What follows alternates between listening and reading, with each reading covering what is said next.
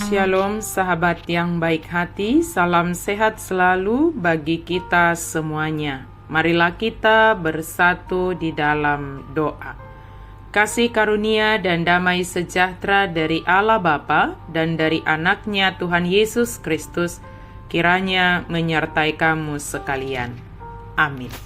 Firman Tuhan bagi kita pada hari ini tertulis dalam kitab Efesus 4 ayat 25 sampai 32. Kita baca secara lengkap di tempat kita masing-masing. Saya baca ayat 32.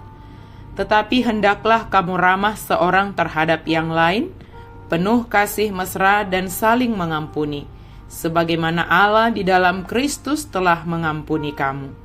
Alai gabenabasar mahamu samahamu, akaparasi roha, masih sesa adu samahamu, songon panesa di debata, di dosa muna, di bagasan Kristus.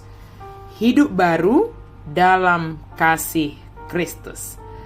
Sahabat yang baik hati, tentu kalau dikatakan hidup baru dalam kasih Kristus, berarti ada hidup lama yang telah kita tinggalkan. Tabiat-tabiat kehidupan yang lama ketika kita belum di dalam Kristus, tentu itu telah kita tinggalkan. Dan kita hidup di dalam tabiat hidup yang baru. Ketika kita sudah dibawa, sudah diangkat, dilepaskan dari kehidupan yang lama, dan dibawa kepada kehidupan yang baru, tentu kita harus setia untuk hidup di dalam kehidupan yang baru itu. Kita ingat bahwa dari dalam diri kita sendiri, kita tidak mampu untuk hidup baru. Di dalam Kristus, kita dimampukan dan diselamatkan untuk memiliki hidup baru. Sebagaimana yang dikatakan dari ayat 25 dan seterusnya, apa saja hal-hal yang harus kita hindari. Menghindari kata-kata dusta. Menghindari supaya kita kalau marah jangan berbuat dosa. Segera selesaikan kemarahanmu. Jangan izinkan iblis masuk ke dalam hatimu.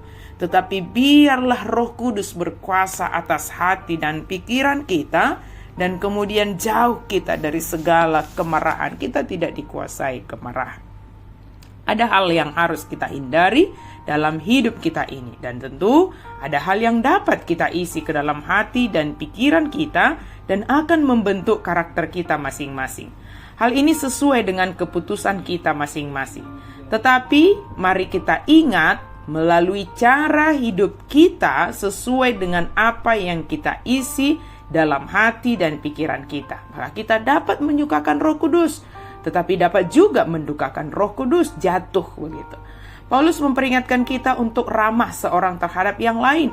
Keramahan akan berdampak baik terhadap kita. Hal yang sangat sederhana yang dapat kita lakukan bagi semua orang tanpa memandang muka. Keramahan akan menolong kita untuk dekat kepada orang di sekitar kita. Keramahan akan menolong kita menjauhkan pikiran yang tidak baik terhadap orang yang ada di sekitar kita. Sebab ketika kita ramah terhadap orang lain, maka akan terjalin hubungan yang baik. Dan jika ada pertanyaan kita tentang mereka, kita mendapatkan jawaban langsung dari orang tersebut. Bahkan dalam wujud nyata hubungan kita dengan Allah akan terlihat dalam hubungan kita dengan sesama kita. Artinya bahwa Allah juga menolong kita melalui orang-orang yang ada di sekitar kita. Allah menghibur dan menguatkan kita melalui orang-orang yang ada di sekitar kita. Efesus 4 ayat 28-32. Paulus memperingatkan kita terhadap perkataan kotor, kepahitan, kemarahan yang tidak tepat, kata-kata kasar, fitnah, dan sikap buruk terhadap orang lain. Sebaliknya, daripada bertindak seperti itu, kita hendaknya suka mengampuni, sama seperti Allah yang telah mengampuni kita. Menjadi ramah juga terlihat dari perkataan kita. Kata-kata yang kotor dan menyakitkan perasaan akan membuat orang menjadi sakit hati atau menjauh dari kita. Keramahan dapat kita lakukan mulai dari senyum dan berkata sopan terhadap orang lain. Senyum adalah penghilang batas pertama antara kita dan sesama yang ada di sekitar kita. Ramah seorang terhadap yang lain akan menunjukkan bahwa kita mengasihi mereka, orang yang ada di sekitar kita, dan saling mengampuni sebagaimana Allah telah mengampuni kita dalam Yesus Kristus. Mengampuni merupakan hal yang harus kita lakukan dalam hidup ini, sebab kita telah menerima pengampunan dari Allah. Kita mengampuni bukan supaya kita diampuni, tetapi karena kita telah diampuni di dalam Yesus Kristus. Pengampunan yang kita berikan bagi sesama kita adalah untuk membebaskan kita dari kepahitan, dari sakit hati, dan hal yang tidak baik berada dalam hati kita. Pengampunan akan menyembuhkan kita dan membebaskan kita dari ketertekanan hal-hal yang menyakitkan perasaan kita. Dengan pengampunan dan kasih mesra yang ada pada kita, maka terlihatlah keramahan, kebaikan, dan kemurahan hati kita yang sesungguhnya terhadap orang di sekitar kita. Bukan keramahan yang munafik, tetapi keramahan yang benar-benar tulus dan didasarkan oleh saling mengasihi satu sama lain. Sahabat yang baik hati, jika ada orang yang mungkin menyakiti hatimu, maka ampunilah dia, kasihilah dia, dan bertindaklah ramah terhadapnya. Sebab dengan demikian akan menambah sukacita di dalam hati kita. Tuhan Maha Kasih menolong kita untuk melakukannya, terlebih menyukakan Roh Kudus dalam hidup kita. Amin. Mari kita berdoa. Terima kasih Tuhan untuk firman-Mu. Kami sungguh bersyukur Tuhan, Engkau mengingatkan kami bahwa Engkau telah membawa kami kepada kehidupan yang baru. Biarlah kami tetap setia menunjukkan karakter hidup baru di dalam kasih Kristus.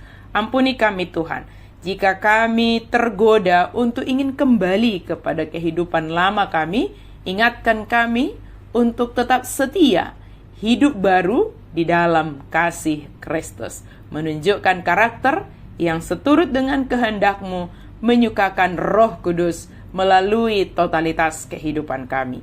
Dalam nama Yesus kami berdoa dan bersyukur. Amin.